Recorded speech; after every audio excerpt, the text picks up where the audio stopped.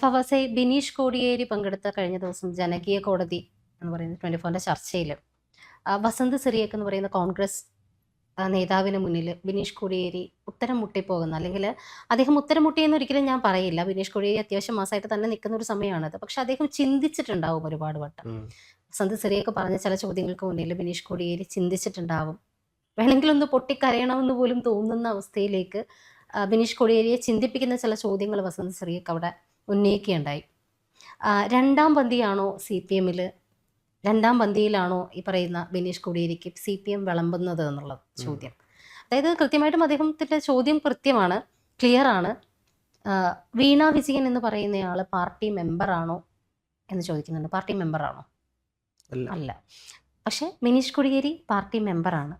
Party member അല്ലാത്ത ഈ ബിനീഷ് കോടിയേരിക്കെതിരെ പണ്ട് ലഹരി കേസിൻ്റെ അന്വേഷണം വരുമ്പോൾ ഇതേ പിണറായി വിജയൻ എന്ന് പറയുന്ന അന്നത്തെ സെക്രട്ടറി പറഞ്ഞൊരു കാര്യം, അവരുടെ കയ്യിൽ കേസ് അതിൻ്റെ വഴിക്ക് നടക്കട്ടെ, അന്വേഷണ ഏജൻസിയുടെ കയ്യിൽ കൃത്യമായ തെളിവുകൾ ഉള്ളത് കൊണ്ടായിരിക്കണമല്ലോ അവർ അറസ്റ്റ് ചെയ്യുന്നത്, കേസ് എടുത്തിരിക്കുന്നത് അവരുടെ കയ്യിൽ. അതായത് ഇപ്പം ഇവർ പറഞ്ഞുകൊണ്ടിരിക്കുന്ന ഇ ഡി, അതായത് കേന്ദ്ര ഏജൻസി ഇവരെ സി പി എമ്മിനെ ആക്രമിക്കാൻ ശ്രമിക്കുന്നു, കേസുകൾ ഉണ്ടാക്കുന്നു എന്ന് പറയുന്ന അതേ കേന്ദ്ര ഏജൻസിയുടെ കയ്യിൽ തെളിവുകളുള്ളതുകൊണ്ടല്ലേ ബിനീഷ് കോടിയേരിക്കെതിരെ കേസ് വന്നതെന്ന് പറഞ്ഞ ആളാണ് നമ്മുടെ പിണറായി വിജയൻ. അതേ വിജയന്റെ മകള് ഇപ്പോൾ ഇതുപോലെ മറ്റൊരു കേസിൽ പെടുമ്പോൾ പാർട്ടി സംസ്ഥാന സെക്രട്ടറി തന്നെ രംഗത്ത് വരികയാണ്. ഇത് പാർട്ടിക്കെതിരെയുള്ള, പെട്ടെന്ന് അവൈലബിൾ സെക്രട്ടേറിയറ്റ് മീറ്റിംഗ് വിളിക്കുകയാണ്. അവൈലബിൾ സെക്രട്ടേറിയറ്റ് വിളിച്ച് അപ്പം തന്നെ ഇത് പാർട്ടിക്കെതിരെയുള്ള ആക്രമണമാണ്, തടയണം സഖാക്കളെ. ആർക്ക് വേണ്ടി? പാർട്ടി മെമ്പർ പോലും അല്ലാത്ത വീണ വിജയന് വേണ്ടി. അവിടെയാണ് വസന്ത് സിറിയക് ചോദിക്കുന്നത്, താങ്കൾക്ക് വിളമ്പുന്നത് ഇരട്ടപ്പന്തിയിലാണോ എന്നുള്ളൊരു ചോദ്യം അദ്ദേഹം ഉന്നയിക്കുന്നത്. പക്ഷേ ബിനീഷ് കോടിയേരി നല്ല അത്യാവശ്യം ബുദ്ധിയോടുകൂടി തന്നെ പറയുന്നുണ്ട് അദ്ദേഹം, ഇവർക്ക് അഭിപ്രായ സ്വാതന്ത്ര്യം ഒരുപാട് കൂടുതലുള്ള പാർട്ടിയാണ് കോൺഗ്രസ്. പക്ഷെ കേഡർ പാർട്ടിയിൽ നിൽക്കുന്നത് കൊണ്ട് ഞാൻ ഇതിനുള്ള ഉത്തരം പറയുന്നില്ല, എനിക്ക് പരിമിതികളുണ്ട്. ആ ഉത്തരത്തിൽ തന്നെ എല്ലാം ഉണ്ട്. അല്ല, അദ്ദേഹത്തിന്റെ ഇപ്പം 2026 നിയമസഭാ ഇലക്ഷനിൽ ജയിച്ചതിന് ശേഷം അദ്ദേഹം ഇട്ടൊരു പോസ്റ്റ് ഉണ്ടായിരുന്നു, ഒരേ ഒരു കോടിയേരി എന്നൊക്കെ. അപ്പം അദ്ദേഹത്തിന് പല കാര്യങ്ങളും പറയണമെന്നുണ്ട്. പക്ഷേ ഈ പറഞ്ഞ പോലെ പാർട്ടിക്കുള്ളിലൊരു ചട്ടക്കൂടുണ്ട്. ആ ചട്ടക്കൂടിന് അപ്പുറത്തോട്ട് പല സി പി എമ്മിന് ഏറ്റവും വലിയ പ്രത്യേകത അവരുടെ പാർട്ടിയെ ബഹുമാനിക്കുന്നു, വളരെ ആദരവുപൂർവ്വം കാണുന്നു. അതുകൊണ്ട് തന്നെ പല നേതാക്കന്മാർ ഇത്തരത്തിൽ തെണ്ടിത്തരം ചെയ്യുമ്പോഴും പല അനുയായികൾക്കും തുറന്നടിച്ച് പറയാൻ പറ്റുന്നില്ല എന്നുള്ളതാണ് അതിന്റെ ഏറ്റവും വലിയൊരു പോരായ്മയായിട്ട് ഞാൻ വിളമ്പിയാലും നിലത്ത് വിളമ്പിയാലും ഇവർ തിരിച്ചൊന്നും പറയില്ല. അതാണ് അവരുടെ ഏറ്റവും വലിയൊരു പോരായ്മ. പറയേണ്ടടുത്ത് പറഞ്ഞിട്ടില്ല എന്നുണ്ടെങ്കിൽ ആ പാർട്ടി ശോഷിച്ചില്ലാണ്ടാവുന്നുള്ളതിൻ്റെ ഏറ്റവും വലിയ തെളിവാണ് ഇപ്പോൾ നമ്മൾ ഈ ഇലക്ഷനിൽ കണ്ടത്. അപ്പം സ്വന്തം പാർട്ടിക്കാർ, ഇപ്പം ചാത്തന്നൂരെന്ന് ഒരിക്കലും ഞാൻ വിചാരിച്ചല്ല BJP ജയിക്കുന്നുള്ളത്. അപ്പം അങ്ങനെ ജയിച്ച സി പി എമ്മിൻ്റെ കുരുക്കുകോട്ടയാണത്.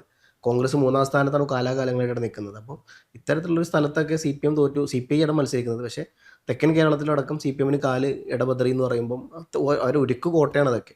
അപ്പോൾ കാര്യങ്ങൾ വളരെ കൃത്യമാണ്. പാർട്ടിക്കുള്ളിൽ കേഡർ സംവിധാനം വേണ്ടെന്നല്ല, പക്ഷേ അനുയായികൾ പറയുന്നത് കേൾക്കാളോ. അറ്റ്ലീസ്റ്റ് ഈ പറഞ്ഞ പോലെ ഈ ബ്രാഞ്ച് കമ്മിറ്റി കൂടുമ്പോഴോ, ലോക്കൽ കമ്മിറ്റിയിലോ, ഏരിയ കമ്മിറ്റിയിലോ, ജില്ലാ കമ്മിറ്റിയിലോ, സംസ്ഥാന കമ്മിറ്റിയിലോ, പോളിറ്റ് ബ്യൂറോയിലോ, കേന്ദ്ര കമ്മിറ്റിയിലോ എവിടെ ആയിക്കോട്ടെ, അവർ ഈ പറയുന്നത് കേൾക്കാനും അതിനുള്ള ഒരു നടപടി എടുക്കാനും പാർട്ടി തയ്യാറായിരുന്നു എന്നുണ്ടെങ്കിൽ ഇത്തരത്തിലുള്ള തോൽവി ഉണ്ടാവില്ലായിരുന്നു. പിന്നെ ബിനീഷിൻ്റെ കാര്യത്തിൽ എനിക്കും തോന്നിയിട്ടുണ്ട്, അത് അദ്ദേഹത്തിന് മാത്രം വേറെ നിലപാട്. മകളുടെ കാര്യം വരുമ്പോൾ മകളാണ് എല്ലാം എന്നുള്ള സാധനം പിണറായി വിജയൻ എല്ലാ കാലത്തും ഉണ്ട്. ഇപ്പം അന്ന് ഈ പറഞ്ഞ പോലെ, ശരി പറഞ്ഞ പോലെ തന്നെ അന്നും പറഞ്ഞത്, പറഞ്ഞ പോലെ അവരുടെ കയ്യിൽ തെളിവുണ്ടാവുമല്ലോ. തെളിവുണ്ടായത് കൊണ്ടാണല്ലോ ഇടി അവരെ അന്വേഷിച്ചു പോകുന്നത്. വീണ വിജയനെതിരെ ഇപ്പൊ വന്നതെന്നുള്ളത് തിരിച്ചു ചോദിക്കാൻ ബിനീഷ് കോടിയേരിക്ക് പറ്റുന്നില്ല. അദ്ദേഹത്തിന് പരിമിതികളുണ്ട്. അതെ, അതാണ് അദ്ദേഹത്തിന് പറയാനില്ലാത്തത് കൊണ്ടല്ല, പരിമിതികളുണ്ട്. അതാണ് സി പി എമ്മിന്റെ ഏറ്റവും വലിയ പോരായ്മ തന്നെയാണ്. കാരണം ഇത്തരത്തിൽ തിരിച്ച് പറയണം പിണറായി വിജയനെതിരെ. ഇപ്പം ഒരു പരിധി വരെയെങ്കിലും ഈ പറഞ്ഞ പോലെ MA ബേബിയും പല നേതാക്കന്മാരും രംഗത്ത് വരുന്നുണ്ട്. ഇപ്പം നമ്മൾ നേരത്തെ ഒരു ബാങ്ക് തട്ടിപ്പിന്റെ കാര്യം പറഞ്ഞല്ലോ, അതും ഈ പറഞ്ഞ പോലെ P ജയരാജൻ, അതായത് പിണറായി വിജയനെതിരെ നിൽക്കുന്ന ഒരാൾക്കാരാണ്. അപ്പോൾ അവർക്കെതിരെയുള്ള ഒരു പടയൊരുക്കമാണോ എന്ന് അറിയില്ല. ഇത്തരത്തിലുള്ള പല കാര്യങ്ങളും കുത്തിപ്പൊക്കുമ്പോൾ ആരുടെ പിൻബലത്തിലാണ് ഈ സാധനങ്ങൾ, ഇത്രയും കാലം ഇല്ലാത്ത പല കേസുകൾ പെട്ടെന്ന് ഉയർന്നു വരുന്നത്. അതുകൊണ്ട് ഇനിയിപ്പം ഈ സ്വാഭാവികമായിട്ടും ഇത്തരത്തിലുള്ള കാര്യങ്ങളോട് വരുമ്പോൾ ഇതിലോട്ട് തന്നെ തിരിച്ചു വരികയാണെന്നുണ്ടെങ്കിൽ ഈ പറഞ്ഞ പോലെ ഈ ബിനീഷ് കോടിയേരി പറഞ്ഞ കാര്യം ഞാനും പൂർണ്ണമായിട്ട് അംഗീകരിക്കുന്നു. പാർട്ടി അദ്ദേഹത്തിന് ഒതുക്കി നിൽക്കണം. പക്ഷെ ചോദ്യം ചോദിക്കേണ്ടടുത്ത് ചോദിക്കാൻ ഇപ്പോൾ, അല്ലെങ്കിൽ ഇതുപോലെ ഇരുന്ന് ഉരുകേണ്ടി വരും. വസന്ത് സിറിയക് ചോദിക്കുന്നുണ്ട്, എനിക്ക് പുത്രി വാത്സല്യത്താൽ താങ്കൾ അന്ധനായി പോയോ എന്ന് ചോദിക്കാൻ താങ്കൾക്ക് തോന്നുന്നില്ലേ എന്നാണ് ചോദിക്കുന്നത്. അപ്പോഴും അദ്ദേഹം പറയുന്നത്, എനിക്ക് പരിമിതികളുണ്ട്, അവർക്ക് അഭിപ്രായ സ്വാതന്ത്ര്യം ഉള്ള പാർട്ടിയിലാണ് അവർ നിൽക്കുന്നത്. അതൊരു ആക്ഷേപഹാസ്യത്തിന്റെ രീതിയിൽ അദ്ദേഹം പറയുന്നുണ്ടെങ്കിലും ഇത് കൃത്യമായിട്ടും കോൺഗ്രസിനുള്ളൊരു ഇത് തന്നെയാണ് കൊടുക്കുന്ന ഒരു അംഗീകാരം തന്നെയാണ്. അവർക്ക് അഭിപ്രായ സ്വാതന്ത്ര്യം ഉണ്ട് ബിനീഷേ. ഇപ്പം ഒരു ഉദാഹരണം പറയാം. എൻ്റെ ഒരു കൂട്ടുകാരിയുണ്ട്. അവൾ പക്ക ഈ പറഞ്ഞ പോലെ SFIയുടെ DYFIയുടെ ഒക്കെ പ്രവർത്തകയാണ്. അപ്പം ഈ പറഞ്ഞ പോലെ പല കാര്യങ്ങളും ചാത്തന്നൂർ മണ്ഡലത്തിൽ തന്നെ പ്രവർത്തിക്കുന്ന, അതിനപ്പുറത്തെ മണ്ഡലങ്ങളും പ്രവർത്തിക്കുന്നുണ്ട്. അപ്പോൾ എന്നിരുന്നാൽ പോലും ഞാൻ പലപ്പോഴും പറഞ്ഞു കൊടുക്കാറുണ്ട്, ഇലക്ഷൻ ഞാൻ കൊല്ലത്ത് വർക്ക് ചെയ്യുമ്പോഴൊക്കെ ഇവിടെയൊക്കെയാണ് നിങ്ങളെ പോരായ്മകൾ എന്ന് പറയുമ്പോൾ അവൾക്കറിയാം ഇതാണെന്നുള്ളത്. പക്ഷേ പാർട്ടി യോഗങ്ങളിലോ പാർട്ടിക്കെതിരായിട്ട് ഈ സാധനം പറയാൻ പാടില്ല. പാർട്ടി യോഗത്തിൽ പറഞ്ഞു കഴിഞ്ഞാൽ പലതരത്തിലുള്ള പ്രശ്നങ്ങൾ അവർക്കെതിരെ വരും. അതിനകത്ത് അവരെ അവർ പറഞ്ഞു ഒറ്റപ്പെടുത്തലും കഴിഞ്ഞാൽ ഇവര് ഒറ്റയ്ക്കുള്ള ഒരു യോഗം ആണെങ്കിൽ പോലും ഈ കൂട്ടത്തിൽ തന്നെ പലർപ്പുള്ളത് കൊണ്ട് ഇതിനകത്ത് എന്ത് സംസാരിച്ചാലും അപ്പൊ തന്നെ മാധ്യമങ്ങൾ അറിയുകയും ചെയ്യും. അതെ, ഇതിന്റെ ഏറ്റവും വലിയ CPM ഇത്ര വലിയ കേഡർ സിസ്റ്റം ആണെന്ന് നമ്മളെല്ലാവരും പറയും. കോൺഗ്രസിന്റെ പ്രത്യേകത പരസ്യമായിട്ട് ഒരു പ്രസ്താവന പറയും, അതെല്ലാവർക്കും കിട്ടും ചെയ്യും. CPMന്റെ ഉള്ളിൽ ഈ പറഞ്ഞ പോലെ ആർക്കും കിട്ടില്ല, പക്ഷെ ചോർത്തി കൊടുക്കാൻ ആൾക്കാരുണ്ടാവും. അതെ, കേഡർ രഹസ്യമായിട്ടായിരിക്കും ഇവർ സിസ്റ്റം. നടത്തുന്നത്, പക്ഷെ സാധനം അങ്ങാടിപ്പാട്ടാവും. അതെ, ഒരു ഫോൺ അടക്കം വാങ്ങി വെച്ചിട്ടാണ് പല മീറ്റിംഗും നടത്താറുള്ളത്. കേന്ദ്ര കമ്മിറ്റി, പോളിറ്റ് ബ്യൂറോ അടക്കം ഫോണുകളടക്കം മാറ്റി വെച്ചിട്ടാണ് ഇവർ മീറ്റിംഗിൽ ഇരിക്കാറുള്ളത്. കാരണം ഒരു തരത്തിലുള്ള വോയിസ്, ഒരു തരത്തിലുള്ള കാര്യങ്ങൾ പുറത്തു. രാഹുൽ ഗാന്ധിയുടെ ഈ പറഞ്ഞ പോലെ ഇന്ത്യ മുന്നണിയുടെ മീറ്റിങ്ങിന്റെ ശബ്ദ സന്ദേശം പുറത്തു വന്നായിരുന്നു. തൃണമൂൽ കോൺഗ്രസുമായിട്ടുള്ള വാഗ്വാദങ്ങളൊക്കെ അന്ന് ആരോ റെക്കോർഡ് ചെയ്ത സാധനം പുറത്തു വിട്ടതാണ്. അപ്പം കോൺഗ്രസിനുള്ളിൽ പലപ്പോഴും ഇത്തരത്തിലുള്ള പല പ്രശ്നങ്ങളും ഉണ്ടാവാറുണ്ട്, CPMൽ ഉണ്ടാവാറില്ല. പക്ഷെ ഫോണൊന്നും വേണ്ട ആവശ്യമില്ല. ഇവരിതൊക്കെ കഴിഞ്ഞതിന് ശേഷം ഈ ചെവിയിൽ കേട്ട് നിൽക്കുന്നുണ്ടല്ലോ, പുറത്ത് പോയിട്ട് അപ്പുറത്ത് വേറെ ചെവിയിൽ ഓതി കൊടുക്കും, ഇതൊക്കെയാണ് ഇവിടെ പറഞ്ഞിട്ടുണ്ടായത് അതിലും നല്ലത് പരസ്യമായിട്ട് വന്ന് പറഞ്ഞിട്ട് പറയുന്നതാണ്. കാര്യങ്ങൾ അല്ലാകുമ്പോ തീർക്കുകയാണ്. പിന്നെ എരിവും പുളിയും ചേരാറില്ലല്ലോ. അതെ, ഇതാകുമ്പോൾ മറ്റേതിൽ എരിവും വേറൊരാളെന്ന് പുളിയും അങ്ങോട്ട് ചേരും. എത്തുമ്പോൾ ഇവിടുന്ന് അപ്പുറത്തെത്തും.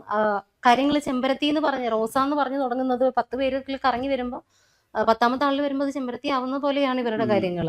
ഇത് നിഷേധിക്കാനും പറ്റില്ല, ഇവർക്ക് ഇതിനുള്ള തെളിവുകൾ കൊടുക്കാനും പറ്റില്ല. അപ്പൊ ഇങ്ങനെ പൊട്ടിത്തെറികളായിട്ട് തന്നെ നിൽക്കും.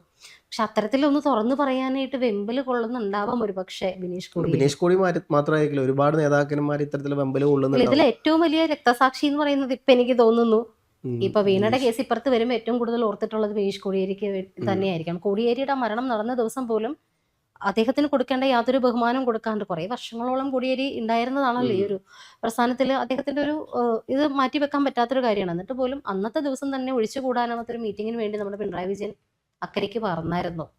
അന്ന് ആ ചിത കത്തിത്തീരും മുമ്പേ അതിന് മുകളിൽ കൂടെ പറന്നു. ആ പറന്നത് മറ്റൊരു മെയിൻ ബിസിനസ് ശൃംഖലയുടെ ഒരു മീറ്റിങ്ങിന് വേണ്ടിയിട്ടാണെന്ന് പിന്നീട് അജയ് കൃഷ്ണൻ വെളിപ്പെടുത്തിയിട്ടുമുണ്ട്. അപ്പോൾ കോടിയേരി ബാലകൃഷ്ണനേക്കാളും ഇമ്പോർട്ടൻസ് കൊടുത്തിരുന്ന അത്തരത്തിലുള്ള ബിസിനസ് മീറ്റിങ്ങുകളുമായിട്ട് തിരക്കിൽ നടന്നിരുന്ന മനുഷ്യൻ്റെ മകളിപ്പോൾ ഒരു കേസിൽ പെട്ടപ്പോൾ കോടിയേരിക്ക് കിട്ടിയ അതേ 2ാം തട്ട് തന്നെ മകനും കൊടുക്കുകയാണ്. മകൻ തിരിച്ച് പാർട്ടിയിലേക്ക് വരണം എന്ന് പറയുമ്പോൾ പാർട്ടി മെമ്പർ പോലും അല്ലാത്ത ഒരാൾക്ക് CPM കൊടുക്കുന്ന ഒരു സംരക്ഷണമൊക്കെ കാണുമ്പോൾ നമുക്ക് ബിനീഷിന്റെ സ്ഥാനത്ത് മറ്റാരെങ്കിലും ആയിരുന്നെങ്കിൽ ചങ്കുപൊട്ടി ചത്തുപോയേനെ. അതൊരു വല്ലാത്ത 2ാം പന്തി എന്നും പറയാൻ പറ്റില്ല, നിലത്ത് വിളമ്പുന്നതിന് തുല്യമാണ് അതൊക്കെ. എന്തായാലും ബിനീഷ് കോടിയേരിനെ ആ ഒരു ജനകീയ കോടതിയിൽ വെച്ചിട്ട് ഇത്തരത്തിലുള്ള മിതമായിട്ടുള്ള വാക്കുകൾ കൊണ്ട് അദ്ദേഹം പറഞ്ഞ കാര്യങ്ങൾ ഇതായിട്ടുള്ളത് തന്നെയാണ്. ശരിക്കും കൊള്ളേണ്ടടുത്ത് കൊള്ളുന്നത് തന്നെയാണ്. കുറച്ച് നാളുകളായിട്ട് കൃത്യമായിട്ട് ഇപ്പോൾ ആദ്യം പറഞ്ഞതുപോലെ കോടിയേരി, ഒരേ ഒരു കോടിയേരി എന്ന് പറഞ്ഞിട്ട് സഖാവ് പുഷ്പനൊപ്പമുള്ള ഒരു കോടിയേരിയുടെ ചിത്രം പങ്കുവെച്ചുകൊണ്ടാണ് ഇലക്ഷൻ റിസൾട്ട് വന്ന ദിവസം ബിനീഷ് കോടിയേരി ഇട്ട പോസ്റ്റ് എന്ന് പറയുന്നത്. ആ പോസ്റ്റിൽ തന്നെ ഉണ്ട് എല്ലാം. ഒരു കോടിയേരി എന്ന് പറയുന്നതിൽ തന്നെ ഉണ്ട് കോടിയേരി ആരായിരുന്നു എന്ന്. അത്രയും വലിയൊരു തോൽവിയിൽ നിൽക്കുമ്പോൾ ഇത്തരത്തിലൊരു പോസ്റ്റ് വരുമ്പോൾ മിതമായ ഭാഷ മതി.